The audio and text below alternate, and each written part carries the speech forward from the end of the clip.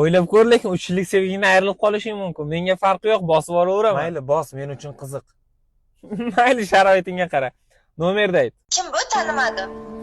Xullas, meni tanimaysiz. Ismim Zayniddin, 2001-yilman. Yaqinda Amerikadan kelganman. Shunga ozgina uylanish niyat bor edi. Ammam sizni tavsiya qilgandi. Shunga o'zingizga telefon qilib ozgina gaplashib olay degan.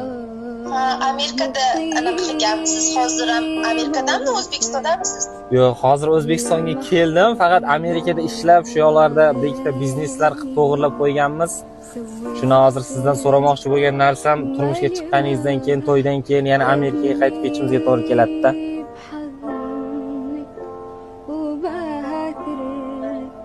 O'sha narsaga rozi bo'lgan bo'larmidingiz birgalikda Amerikada yashashga?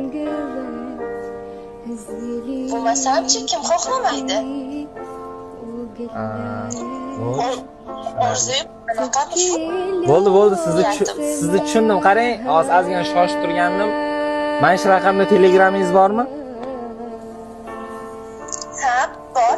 Bo'ldi, saldan keyin sizga Telegramdan telefon qilaman, ko'rib gaplashib olamiz. Ha, aytgancha, yigitingiz yo'qmi? Yo'q, yigitim yo'q, yigitlar bilan gaplashishga meni vaqtim yo'q. Yo'q, yigitim yo'q, yigitlar bilan gaplashishga meni vaqtim yo'q. Aha. Charchamang, o'zingizni ehtiyot qiling, men sizga telefon qilaman. Joningni qo'shni oti nima edi? Sevganmisizmi-da? Bir gap aytaymi? Boshqa sevmayman. To'xta, xatiyam kurtkangni olib ket.